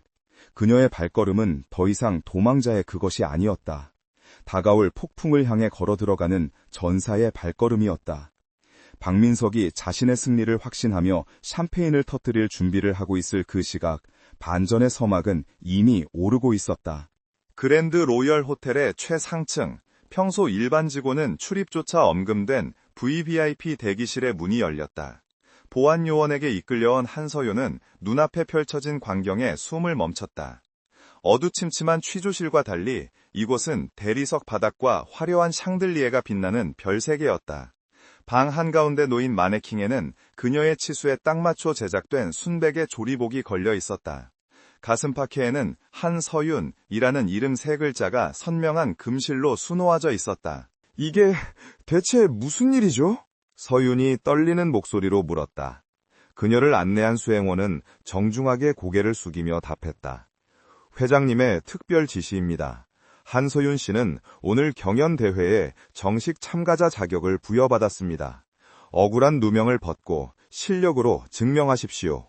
회장님이라니요? 저는 회장님을 뵌 적도 없는데요. 그건 나중에 알게 되실 겁니다. 시간이 없습니다. 곧 경연이 시작됩니다. 서윤은 조리복을 어루만졌다. 거칠고 낡은 주방보조 유니폼이 아닌 진짜 셰프의 옷이었다. 옷감의 감촉이 손끝을 타고 전해지자 심장이 뜨겁게 박동하기 시작했다. 조금 전까지만 해도 절망의 구렁텅이에 있었지만 지금은 마치 운명이 그녀에게 마지막 기회를 준 것만 같았다. 뇌리에 청소부 할아버지의 응원이 스쳐 지나갔다. 싸워라. 그리고 이겨라. 서윤은 입술을 앙다물었다. 그녀는 더 이상 도망치지 않기로 했다. 그녀는 조리복으로 갈아입고 머리를 단정하게 묶었다. 거울 속에 비친 그녀의 눈빛은 폭풍우를 뚫고 나온 전사의 그것처럼 강렬했다.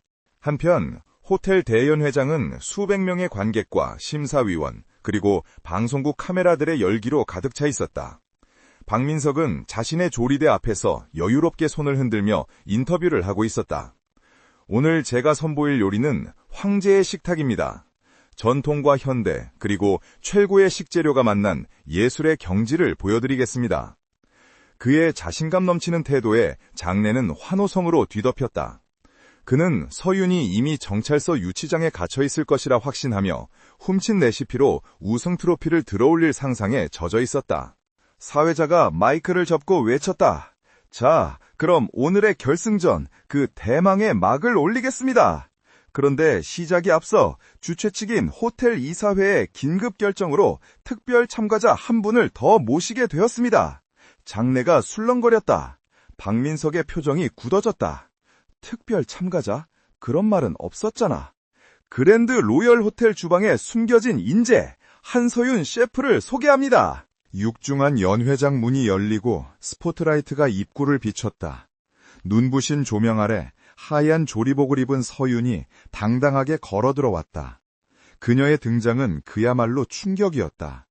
관객석에 앉아있던 주방 직원들은 경악을 금치 못했고 박민석은 마치 귀신이라도 본 사람처럼 뒷걸음질 쳤다. 말도 안 돼. 네가 어떻게 여기? 서윤은 박민석의 흔들리는 동공을 똑바로 응시하며 그의 옆 조리대에 섰다.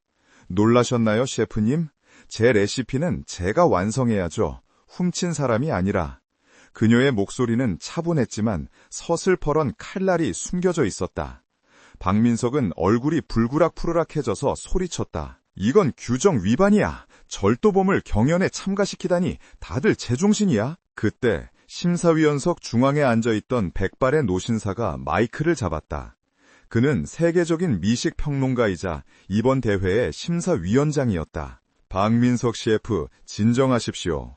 한서윤 씨의 참가 자격은 호텔 최고 경영진의 보증으로 승인되었습니다. 혐의에 대한 진실 여부는 요리가 끝난 후 밝혀질 것입니다. 지금은 오직 접시 위의 결과물로만 말하십시오. 박민석은 분을 사귀지 못하고 씩씩거렸지만 심사위원장의 권유에 눌려 더 이상 반박할 수 없었다. 그는 이를 갈며 서윤에게 속삭였다. 건방진년, 기어코 망신을 당하고 싶어서 기어 나왔구나. 네가 아무리 발버둥 쳐봤자 내 상대가 될 것 같아? 오늘 네 요리 인생을 아주 끝장내주마. 두고 보면 알겠죠. 누가 끝장날지는. 서윤은 차갑게 대꾸하고 재료를 확인했다. 경연 시작! 종소리와 함께 요리 전쟁이 시작되었다. 제한 시간은 60분. 주제는 영혼을 울리는 한 그릇이었다. 박민석은 서윤이 개발했던 레시피를 바탕으로 최고급 한우 갈비와 트러플, 캐비어를 사용한 화려한 코스 요리를 준비하기 시작했다. 그의 손놀림은 빠르고 현란했다. 불길이 치솟는 플람베 쇼를 선보이자 관객들의 탄성이 터져나왔다. 그는 값비싼 식재료들을 아낌없이 쏟아부으며 시각적인 압도감을 주려 노력했다. 반면 서윤의 조리대는 고요했다. 그녀가 선택한 재료는 박민석의 것과는 정반대였다. 늙은 호박 한 덩이, 찹쌀, 팥, 그리고 약간의 소금과 꿀. 너무나도 소박하고 평범한 재료들이었다. 관객들은 의아해하며 수근거렸다. 겨우 호박죽을 끓이겠다는 거야?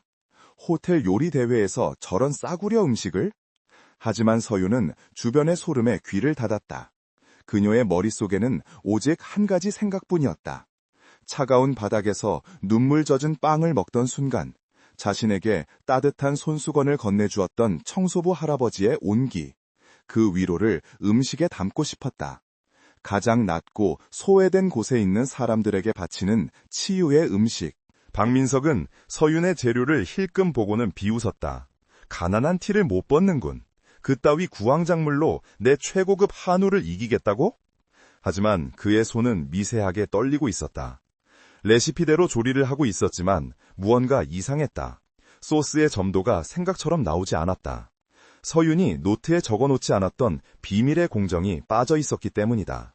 바로 오미자청을 졸일 때 냄비의 온도를 60도로 유지하며 천천히 식혀야 산미가 날아가지 않는다는 디테일이었다. 박민석은 그것을 모르고 강한 불에 계속 졸여대고 있었다. 향이 뭉개지고 쓴맛이 올라오기 시작했지만 그는 당황하여 설탕을 더 붓는 악수를 두었다. 서윤은 눈을 감고 호박이 익어가는 냄새를 맡았다. 그녀는 호박을 삶아 으깨는 대신 아주 얇게 저며서 약한 불에 천천히 볶아냈다. 이렇게 하면 호박 본연의 단맛이 극대화되고 풍미가 깊어졌다. 그리고 미리 불려둔 찹쌀을 절구에 직접 찧어서 넣었다. 믹서기로 갈아버린 매끄러운 죽이 아니라 씹는 식감이 살아있는 투박하지만 정성스러운 죽이었다. 그녀의 움직임에는 군더더기가 없었다. 마치 기도를 올리는 수도승처럼 경건하고 우아했다. 화려한 불쇼는 없었지만 그녀의 집중력은 보는 사람들을 숨죽이게 만드는 힘이 있었다. 시간이 흐를수록 연회장 안에는 두 가지 향기가 섞여들었다. 박민석의 요리에서는 기름지고 강렬한 다소 자극적인 향이 뿜어져 나왔고 서윤의 요리에서는 은은하고 구수한 어머니의 품 같은 향기가 피어올랐다. 심사위원들은 코를 킁킁거리며 서윤 쪽을 주시하기 시작했다. 단순한 호박죽 냄새가 아니었다. 맡는 것만으로도 마음이 편안해지는 묘한 매력이 있었다. 10분 남았습니다. 박민석은 초조해졌다. 소스 맛이 잡히지 않자 그는 결국 화학 조미료가 들어간 시판 스톡을 몰래 섞어버렸다. 맛의 빈틈을 강한 감칠맛으로 덮어버리려는 속셈이었다. 어차피 혀가 마비될 정도로 맛있으면 그만이야. 감성파리 따위는 통하지 않아. 그는 고기를 접시에 담고 화려한 식용 금가루를 뿌려 장식했다. 겉보기에는 완벽한 황제의 요리였다. 서윤은 마지막으로 간을 보았다. 소금을 아주 조금 손끝으로 비벼서 넣었다. 단맛을 해치지 않으면서 풍미를 끌어올리는 결정적인 한 꼬집이었다. 그리고 그녀는 작은 옹기 그릇에 죽을 담았다. 장식이라고는 삶은 팥 몇 알과 대추 고명이 전부였다. 하지만 그 소박함 속에는 진심이라는 가장 강력한 재료가 녹아 있었다. 종료, 손을 떼십시오. 경연이 끝났다. 두 셰프는 심사위원석 앞으로 자신의 요리를 들고 나갔다. 먼저 박민석의 차례였다. 제 요리는 황금의 제국입니다.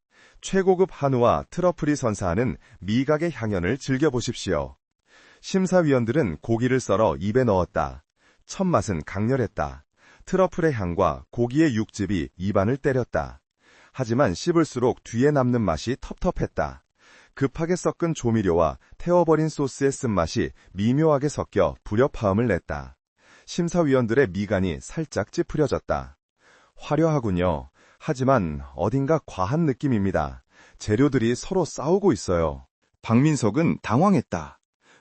그럴 리가 없습니다. 이건 완벽한 레시피입니다. 다음은 서윤의 차례였다. 그녀는 옹기그릇 뚜껑을 열었다. 하얀 김과 함께 노란 호박죽이 모습을 드러냈다. 제 요리의 이름은 위로입니다. 가장 힘들고 지쳤을 때 남은 음식이라도 먹고 싶었던 절박한 마음을 따뜻하게 감싸주었던 기억을 담았습니다. 심사위원들은 숟가락을 들고 조심스럽게 죽을 떠먹었다. 입안에 넣는 순간 심사위원장의 눈이 크게 떠졌다. 자극적인 맛은 전혀 없었다. 하지만 부드럽게 넘어가는 식감과 호박 깊은 곳에서 우러나온 은은한 단맛이 지친 속을 달래주었다. 그것은 어린 시절 어머니가 끓여주던 맛이었고 고된 하루 끝에 만나는 휴식 같은 맛이었다. 놀랍게도 몇몇 심사위원의 눈가가 촉촉해졌다. 화려한 기교도 비싼 재료도 없었지만 그 한 그릇에는 사람의 마음을 움직이는 힘이 있었다. 이건 단순한 죽이 아니군요. 심사위원장이 감탄하며 말했다. 재료 하나하나가 살아 숨쉬고 있습니다. 무엇보다 만든 사람의 따뜻한 마음이 고스란히 전해집니다. 정말 훌륭합니다. 박민석은 믿을 수 없다는 표정으로 소리쳤다. 말도 안 돼. 저건 그냥 싸구려 죽일 뿐입니다. 제 요리는 한 그릇에 수십만 원짜리 재료가 들어갔다고요. 어떻게 저런 음식물 쓰레기 같은 거랑 비교를 합니까? 그 순간 쩌렁쩌렁한 호통 소리가 연회장을 울렸다. 닥쳐라! 모두의 시선이 소리가 난 곳으로 향했다. 관객석 맨 뒤편 어둠 속에 서 있던 한 노인이 천천히 걸어 나오고 있었다. 낡은 청소복을 입은 김씨 할아버지였다. 사람들은 웅성거렸다. 뭐야, 저 청소부는? 보안요원들 뭐해? 안 끌어내고? 하지만 수행원들은 그를 제지하기는커녕 일제히 허리를 90도로 숙여 인사했다. 박민석은 콧방귀를 꼈다. 이제는 저 미친 노인네까지. 야, 당장 저 영감 끌어내! 하지만 김 회장은 뚜벅뚜벅 걸어와 단상 위로 올라왔다. 그리고 천천히 낡은 모자를 벗었다. 백발이 성성하지만 위험 넘치는 얼굴이 드러났다. 호텔 로비에 걸려있는 초상화 속의 인물, 바로 한울그룹의 총수 김대중 회장이었다. 찬물을 끼얹은 듯 정적에 휩싸였다. 심사위원들조차 자리에서 벌떡 일어났다. 박민석의 입이 떡 벌어졌다. 다리에 힘이 풀려 주저앉을 뻔했다. 회장님?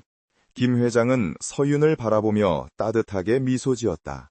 그리고는 박민석을 향해 서리빨 같은 눈빛을 쏘아붙였다. 자네가 방금 음식물 쓰레기라고 했나? 그래, 며칠 전 자네가 주방 바닥에 던져버린 그 음식 말인가? 그게 무슨? 김 회장은 마이크를 잡고 청중을 향해 말했다. 오늘 나는 여러분께 이 호텔의 수치스러운 비밀을 고백하려 합니다. 그는 서윤이 겪었던 그날 밤의 일을, 박민석의 만행을, 그리고 서윤이 흘렸던 눈물을 담담하지만 힘있는 목소리로 이야기했다. 이야기가 진행될수록 관객석에서는 분노의 탄식과 서윤에 대한 연민의 눈물이 터져나왔다. 음식은 사람을 살리는 것입니다. 권력을 과시하고 약자를 짓밟는 도구가 아닙니다. 김 회장은 박민석이 만든 요리를 가리켰다. 자네의 요리에는 영혼이 없어. 탐욕과 오만, 그리고 도둑질한 거짓말이 가득하지. 그게 바로 쓰레기네. 박민석은 사색이 되어 바닥에 무릎을 꿇었다. 회장님, 용서해 주십시오. 제가 잠시 미쳐서 한 번만 기회를 주십시오. 김 회장은 차갑게 그를 내려다보았다.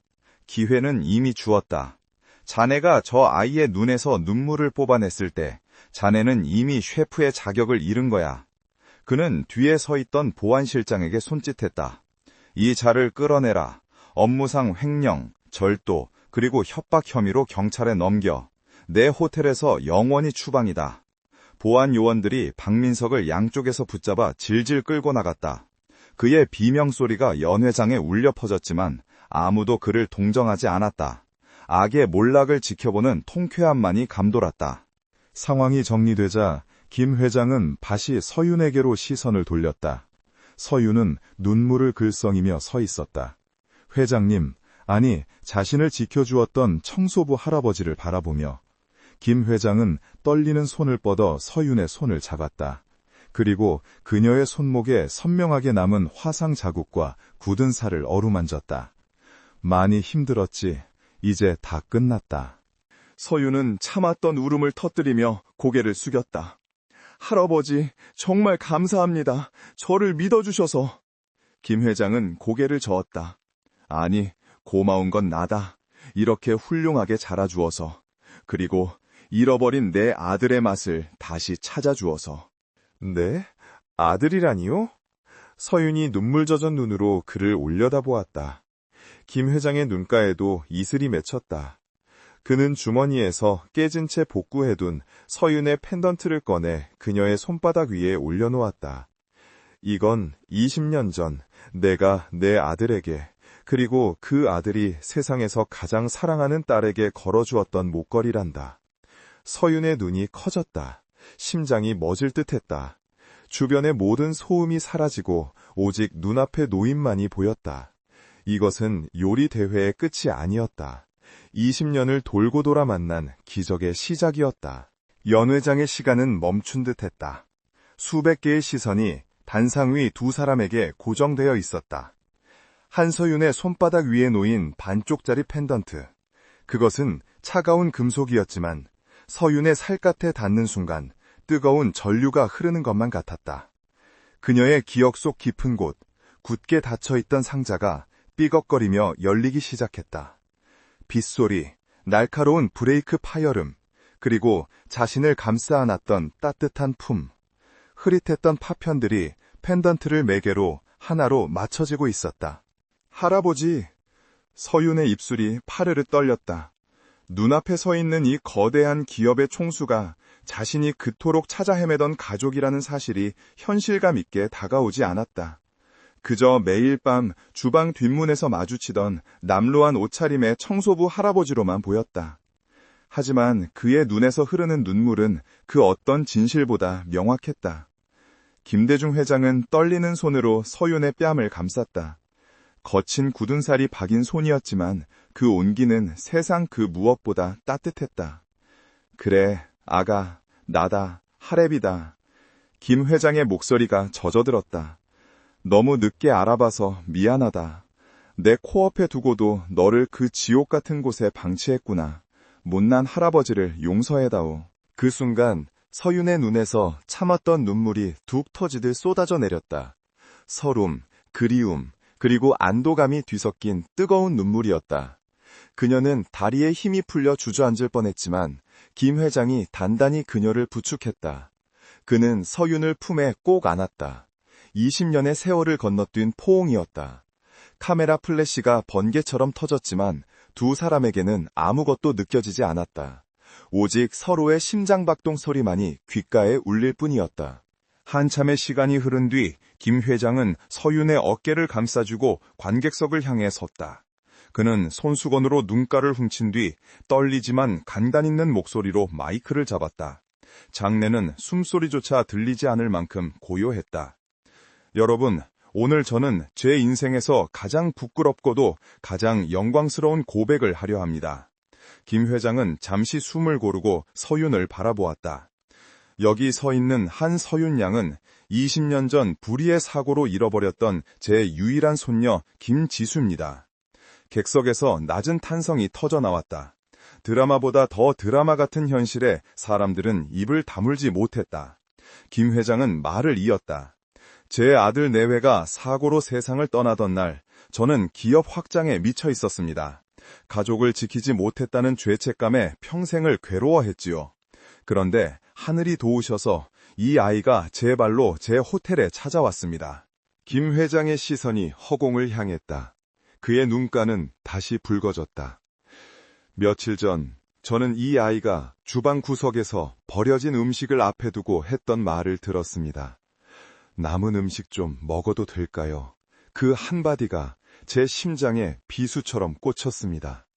그는 목이 메어 잠시 말을 잇지 못했다. 대한민국 최고의 호텔이라는 이곳에서 제 손녀가 배를 골무며 남은 음식을 구걸하고 있었습니다. 그것은 단순히 배고픔의 문제가 아니었습니다. 인간으로서의 존엄을 지피기 위한 처절한 물음이었습니다. 그는 주먹을 불끈 쥐었다. 저는 맹세합니다. 다시는 이 호텔에서, 아니, 제가 있는 그 어떤 곳에서도 땀 흘려 일하는 사람들이 굶주리거나 부당한 대우를 받는 일이 없도록 할 것입니다. 제 손녀가 겪었던 아픔이 헛되지 않도록 그랜드 로열 호텔은 오늘부로 다시 태어날 것입니다. 김 회장의 진심 어린 연설이 끝나자 객석 어디선가 박수 소리가 터져 나왔다. 처음에는 한두 명이었지만 곧 우레와 같은 함성과 기립 박수로 이어졌다. 그것은 재벌 회장에 대한 의례적인 박수가 아니었다.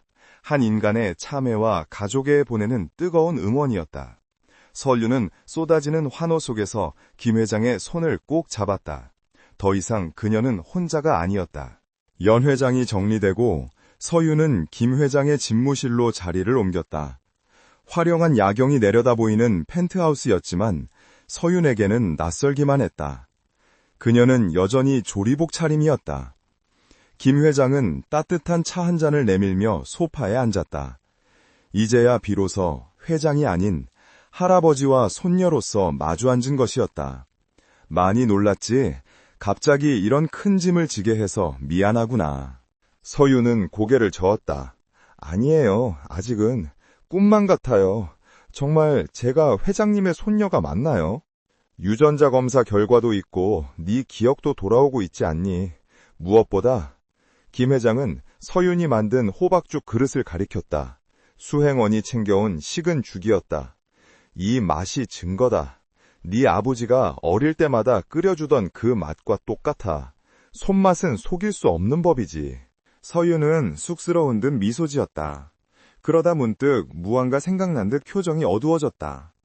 할아버지, 저 부탁이 하나 있어요. 말해보거라. 하늘의 별이라도 따다주마. 제 동생 민우요. 보육원에서 같이 자란 동생인데 지금 많이 아파요. 수술비 때문에 제가 박민석 셰프의 제안을 거절할 수 없었어요. 그 아이를 도와주실 수 있나요? 김 회장은 껄껄 웃으며 서윤의 손등을 토닥였다. 걱정 마라. 이미 조치해 두었다. 네가 경연장에 들어오기 직전에 국내 최고의 심장 전문의 팀을 그 병원으로 급하였다. 수술비는 물론이고 회복될 때까지 모든 지원을 아끼지 않을 거다. 그 아이도 내게는 또 하나의 손자나 다름없으니까. 서윤의 눈이 휘둥그레졌다. 정말요? 정말 감사합니다. 안도감에 눈물이 핑 돌았다. 그녀의 어깨를 짓누르던 가장 큰 바위가 사라진 기분이었다. 김 회장은 그런 서윤을 사랑스럽게 바라보았다. 핏줄뿐만 아니라 마음으로 맺어진 인연까지 소중히 여길 줄 아는 아이. 이 아이가 자신의 후계자라는 사실이 더없이 자랑스러웠다. 그런데 지수야, 아니 서윤아, 앞으로 어떻게 하고 싶으냐? 네가 원한다면 당장 내일부터 경영 수업을 받게 할 수도 있고 유학을 보내줄 수도 있다. 이제는 더 이상 힘든 주방일 같은 건 하지 않아도 된다. 서윤은 찻잔을 만지작거리며 잠시 고민에 잠겼다. 그녀는 창밖의 화려한 도시를 바라보았다. 재벌 3세로서의 삶. 누구나 부러워할 만한 인생 역전이었다. 하지만 그녀의 시선은 다시 자신의 손으로 향했다. 거칠고 상처투성이인 손. 하지만 요리를 할 때 가장 빛나는 손이었다. 할아버지, 저는 계속 요리를 하고 싶어요. 김 회장은 의외라는 듯 눈썹을 치켜 올렸다. 요리를? 그 힘든 일을 계속하겠다고? 네, 오늘 제가 만든 호박죽을 드시고 사람들이 행복해하는 모습을 봤어요. 그리고 할아버지께서 눈물 흘리시는 모습도요. 저는 제 요리로 사람들의 마음을 위로하고 싶어요. 회장님의 손녀 김지수가 아니라 요리사 한서윤으로서 인정받고 싶어요. 그녀의 눈빛은 확고했다. 대신 부탁이 있어요. 박민석 셰프가 망쳐놓은 주방을 바꾸고 싶어요. 학벌이나 배경이 없어도 실력만 있으면 인정받는 곳, 남은 음식을 몰래 주워 먹지 않아도 되는 곳으로 만들고 싶어요. 김 회장은 한참 동안 서윤을 바라보다가 흐뭇한 미소를 지으며 고개를 끄덕였다. 역시 내 핏줄이구나. 호랑이 새끼가 개를 낳을 리 없지. 좋다. 네 뜻대로 하거라. 하지만 조건이 있다. 조건이요? 밑바닥부터 다시 시작하는 건 좋지만 이제는 혼자 짐을 짊어지려 하지 마라. 힘들면 기대고 필요하면 언제든 이 할아버지를 이용해. 그게 가족이다. 서윤은 활짝 웃으며 고개를 끄덕였다. 네, 명심할게요. 그날 밤 서유는 병원으로 달려갔다. 민우는 이미 1인실 VIP 병동으로 옮겨져 있었다. 최고급 의료 장비와 간호 인력이 그를 돌보고 있었다. 서윤이 병실에 들어서자 의식이 돌아온 민우가 희미하게 웃어 보였다. 누나, 나 꿈꾸는 거 아니지? 여기가 어디야? 의사 선생님들이 막 엄청 친절해. 서윤은 민우의 손을 잡고 울먹였다. 아니야, 꿈 아니야. 이제 다 괜찮아. 수술도 곧 받을 수 있고 너 다 나을 수 있어. 그녀는 민우의 머리카락을 쓸어 넘기며 속삭였다. 민우야, 나 가족을 찾았어. 진짜 가족을. 민우의 눈이 커졌다. 정말? 와, 잘됐다 누나. 진짜 잘됐다. 민우는 자기 일처럼 기뻐했다. 서유는 그런 민우를 보며 다짐했다. 자신이 받은 이 기적 같은 행운을 혼자만 누리지 않겠다고. 자신처럼 춥고 배고픈 사람들에게 따뜻한 밥 한 끼를 대접할 수 있는 요리사가 되겠다고. 며칠 후 호텔 주방에는 새로운 바람이 불었다. 박민석과 그를 따르던 부패한 세력들은 모조리 일소되었다. 그 빈자리에는 실력은 있지만 기회를 얻지 못했던 숨은 인재들이 채워뒀다. 서유는 회장 손녀라는 직함을 숨기고 다시 조리복을 입었다. 물론 그녀의 정체를 아는 사람들은 그녀를 어려워했지만 서유는 전보다 더 열심히 걸레질을 하고 재료를 다듬으며 솔선수범했다. 그녀는 주방 한편에 나눔 냉장고를 설치했다. 그날 팔지 못하고 남은 음식이나 유통기한이 임박했지만 신선한 식재료들을 직원들이 자유롭게 가져가거나 먹을 수 있게 한 것이다. 또한 호텔방 노숙자들과 결식 아동들을 위한 도시락 봉사도 시작했다. 메뉴는 그녀의 우승작인 위로의 호박죽이 포함된 따뜻한 집밥이었다. 김 회장은 멀리서 그 모습을 지켜보며 흐뭇해했다. 그는 비서실장에게 말했다. 보게나, 저 아이가 내 호텔을 호텔답게 만들고 있어. 그저 비싼 잠자리가 아니라 사람의 온기가 머무는 곳으로 말이야. 네, 회장님, 정말 훌륭한 후계자를 두셨습니다. 후계자? 아니지. 저 아이는 나의 스승이야. 나에게 잊고 있던 초심을 가르쳐 주었으니까. 김 회장은 뒷짐을 지고 허허 웃었다. 그의 발걸음은 그 어느 때보다 가벼웠다. 계절이 바뀌어 봄이 찾아왔다. 그랜드 로열 호텔의 정원에는 벚꽃이 흐드러지게 피었다. 서유는 주방 휴식 시간에 잠시 정원으로 나왔다. 따스한 햇살이 그녀의 얼굴을 비쳤다. 그녀의 목에는 김 회장이 새로 맞춰준 펜던트에 나머지 반쪽이 합쳐진 완전한 목걸이가 걸려 있었다. 이제는 끊어지지 않을 단단한 연결고리였다. 서윤아! 저 멀리서 건강해진 모습의 민우가 휠체어 없이 걸어오고 있었고 그 옆에는 김 회장이 인자한 미소를 띠며 서 있었다. 두 사람의 손에는 도시락 바구니가 들려 있었다. 서윤은 환하게 웃으며 그들을 향해 달려갔다. 할아버지, 민우야! 세 사람은 벚꽃나무 아래 돗자리를 펴고 앉았다. 서윤이 직접 만든 김밥과 샌드위치를 나눠 먹으며 그들은 평범하지만 가장 행복한 가족의 시간을 보냈다. 지나가는 사람들은 그들이 대한민국 최고의 재벌 회장과 그 가족이라는 사실을 알지 못했다. 그저 봄날의 소풍을 즐기는 단란한 할아버지와 손주들로 보일 뿐이었다. 서유는 김밥을 한 입 베어 물며 생각했다. 남은 음식 좀 먹어도 될까요? 라고 묻던 그 비참했던 소녀는 이제 없다. 하지만 그녀는 그 소녀를 잊지 않을 것이다. 그 배고픔과 서러움이 있었기에 지금의 이 따뜻한 밥 한 끼가 얼마나 소중한지 알 수 있으니까. 할아버지, 이거 드셔보세요. 제가 새로 개발한 소스 넣은 거예요. 오냐, 어디 보자. 우리 손녀가 만든 건 독약이라도 달게 머셔야지. 에이, 독약이라니요. 까르르 웃음소리가 꽃비처럼 흩날랐다. 서윤의 눈가에 맺힌 것은 더 이상 슬픔의 눈물이 아니었다. 벅차오르는 행복과 감사함의 이슬이었다. 그녀의 긴 겨울은 끝났고 찬란한 봄이 시작되고 있었다. 이보다 더 완벽할 수 없는 맛있는 인생의 이막이 열린 것이다. 1년이라는 시간은 그랜드 로열 호텔을 송두리째 바꿔놓기에 충분한 시간이었다. 한때 고함과 욕설 그리고 낭비가 만연했던 지하주방은 이제 대한민국 요식업계가 주목하는 혁신의 성지로 탈바꿈해 있었다.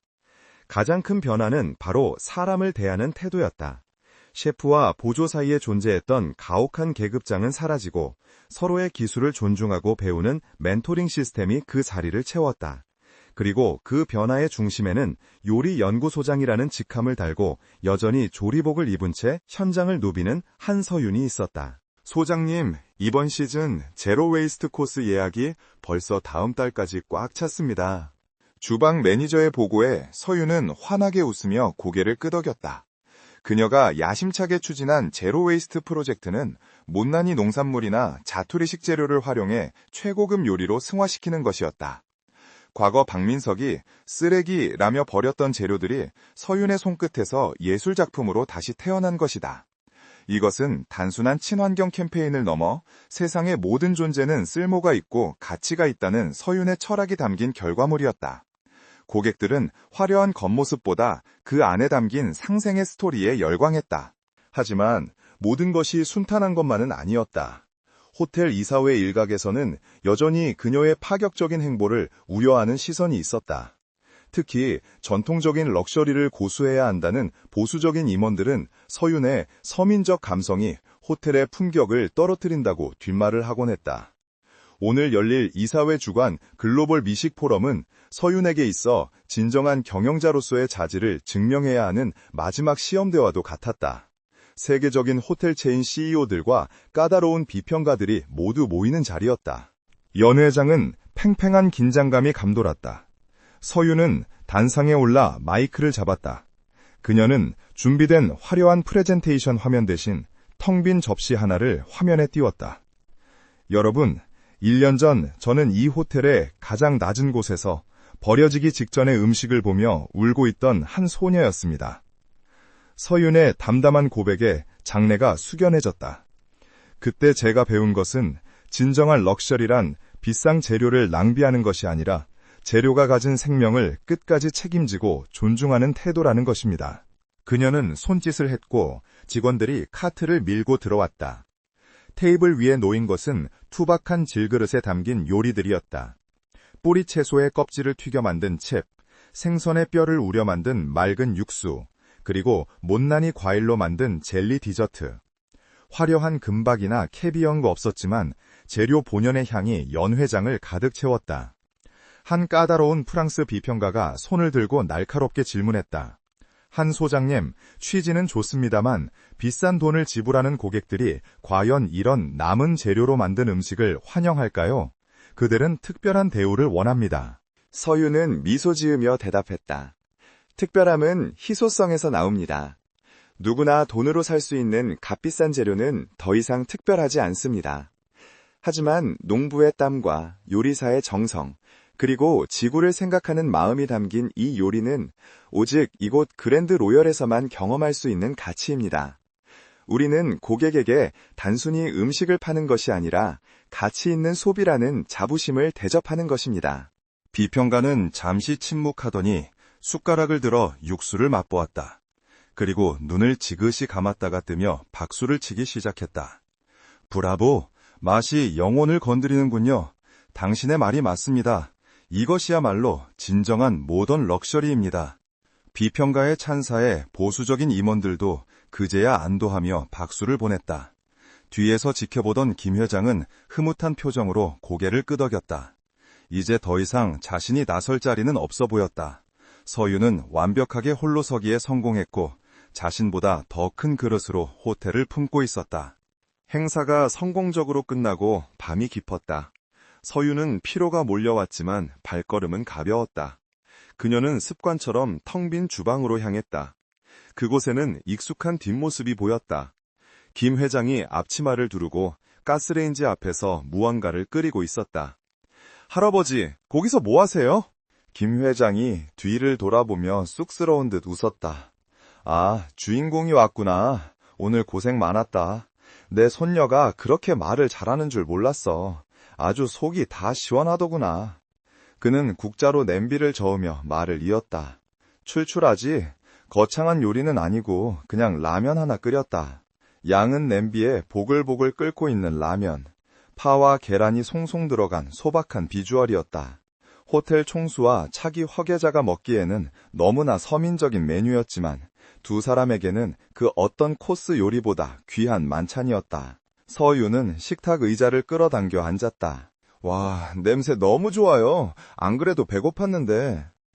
두 사람은 머리를 맞대고 라면을 먹기 시작했다. 후루룩거리는 소리가 정적을 깼다. 김치 좀 더 줄까? 김 회장이 직접 담근 겉절이를 서윤의 밥그릇 위에 올려주었다.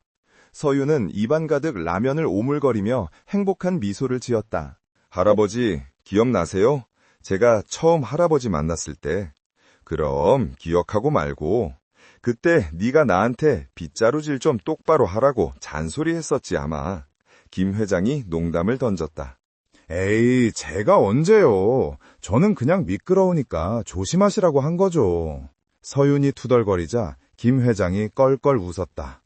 웃음 끝에 김 회장의 표정이 진지해졌다.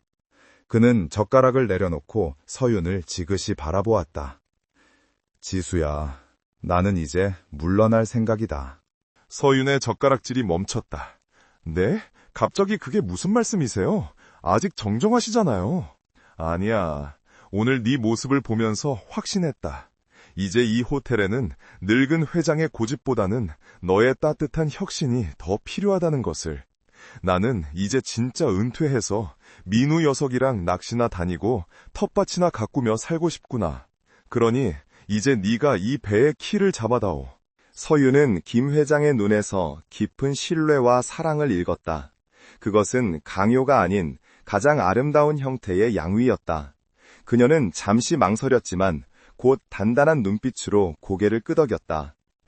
알겠어요, 할아버지. 할아버지가 평생을 바쳐 일구신 이곳, 제가 더 따뜻하고 빛나는 곳으로 만들게요. 대신 자주 놀러 오셔서 맛있는 거 사주셔야 해요. 특히 이 라면은 꼭 끓여주셔야 하고요. 하하하, 그야 어렵지 않지. 내 평생 이용권 끊어주마. 두 사람의 웃음소리가 주방을 가득 채웠다. 창밖에는 어느새 첫눈이 내리고 있었다. 1년 전 차갑고 외로웠던 겨울밤과는 달리 지금 이 공간은 온기로 가득 차 있었다. 식사를 마치고 정리하던 중 냄비 바닥에 라면 국물이 조금 남아 있었다. 김 회장이 싱크대로 가져가려 하자 서윤이 장난스럽게 그의 팔을 잡았다. 그리고 1년 전 그날처럼 하지만 전혀 다른 목소리로 물었다. 할아버지, 남은 음식 좀 먹어도 될까요? 밥 말아 먹으면 딱일 것 같은데. 그 질문에 김 회장의 눈시울이 붉어졌다. 1년 전에 그 처절했던 질문이 이제는 가장 행복한 어리광이 되어 돌아왔다. 그는 서윤의 머리를 쓰다듬으며 세상에서 가장 인자한 목소리로 대답했다. 그럼 되고 말고 다 네 것이다. 이 라면도, 이 호텔도, 그리고 이 하레비의 사랑도 전부 다 네 것이야. 서윤은 환하게 웃으며 남은 국물에 밥을 말았다. 김이 모락모락 나는 숟가락을 입에 넣는 그녀의 모습은 세상 그 누구보다 행복해 보였다. 눈 내리는 밤, 그랜드 로열 호텔의 불빛은 꺼지지 않고 더욱 밝게 타올랐다. 그것은 단순히 부의 상징이 아닌 상처 입은 영혼들을 위로하고 품어주는 따뜻한 등대와도 같았다.